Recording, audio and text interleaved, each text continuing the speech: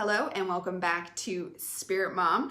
Today at Spirit School, we're going to be continuing on with our archetypes. Today we have the Saboteur. We're going to continue that walk with the archetypes, as this should be a lifelong endeavor. As we grow and change, so too will our archetypes. Today we'll discuss a third permanent archetype. However, just because it is permanent does not mean it is something to be feared. Not only permanent, but we all have it. Just like our prostitute we talked about yesterday, we can learn the tricks of the saboteur and become more mindful of its ways. There's the saboteur, the prostitute, the child, and the victim. The saboteur is exactly what the name represents. It's that part inside us that is always trying to sabotage our efforts.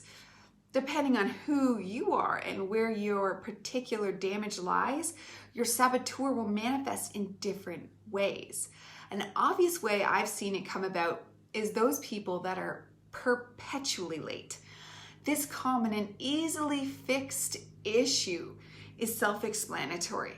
You don't have to take responsibility for any given situation if right off the bat you're displaying to the world you are untrustworthy.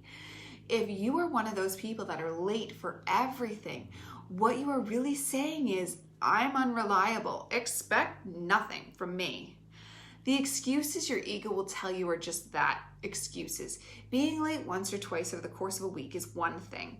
But being a person that is late for everything, always with a dramatic excuse at the ready, that is the saboteur.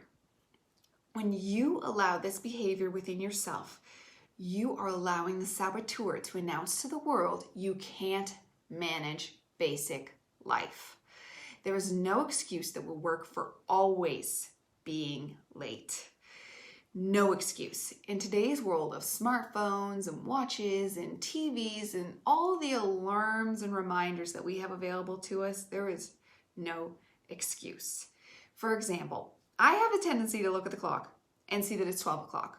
15, 20 minutes later, doesn't matter. I'm still going to think it's 12 o'clock. I mean, I know time will have passed, but my brain's not going to do the math to know exactly how much time has passed. So what I do is I set an alarm on my phone for every 15 minutes. So especially for those couple hours getting ready in the morning, every 15 minutes, an alarm will go off to be like, okay, now it's this time, now it's this time. If you're going somewhere new, I'll allow more time for arrival. If you're alone, if you're alone, you don't need as much time as those with kids. But it's always something that we can always be working with. Everything is alterable. Everything in your life is in your control. If it's not, and assuming you're not a prisoner, then it's still in your purview to alter something. So if somebody is not letting you be in control, then you need to work on taking care of that situation, because you are a person in the world. There's no excuse for being constantly late, none. You aren't that special. That is what your ego will tell you.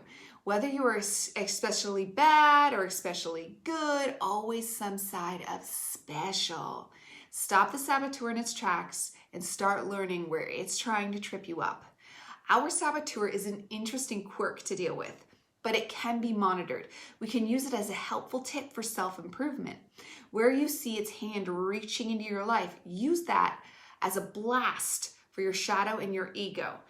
Perhaps it's an old wound that needs healing, or an ego that needs to be reined in, or both. Probably both.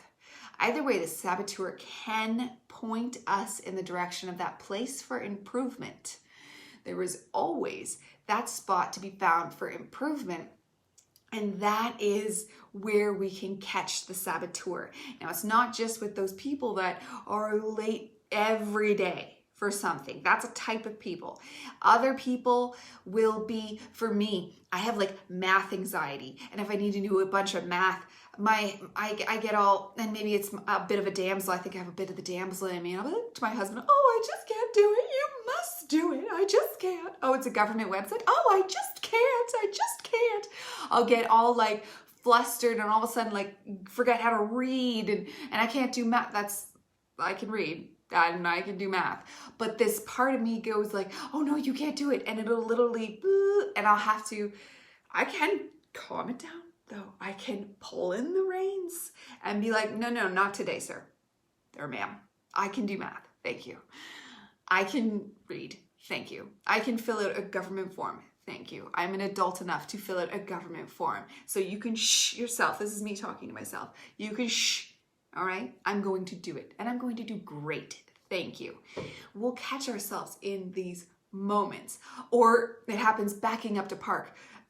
Honestly, that one I don't usually try to overcome because I'd just rather be safe than sorry and I'll park far away. But I know that's the saboteur because I have, in moments where there isn't a faraway spot where I can park without ease, I will have to park in that spot and I will do it. So I know I can do it. The saboteur comes in to sabotage us though. Or with job opportunities, like leveling up in situations, it'll tell you you can't. Or purposely losing stuff. I swear there's a part inside you that will lose something. But I've learned if you get into a deep meditative, your higher self or something in your brain will be like, here it is, and it'll show you. You ever wish you had a magical power to find where something is lost? You do. You just have to calm down enough, get in that meditative place. And if you know where it is, I mean, if you don't know where it is, then you can't. But if there's a part in your brain that knows where it is, but that saboteur is blocking it out, you can find it. It's like a meditative exercise, right? And notice how these things link right into the victim. The saboteur is going to make you a victim, which that's what we'll talk about tomorrow. Our fourth final permanent one. Remember, there's 12, but 4 we all share and 4 are permanent. So it's good to get acquainted with them and learn how to maneuver through them. So tomorrow, the victim, but stop self-sabotaging people. Catch that saboteur in action. Goodbye for now, Spirit Mom.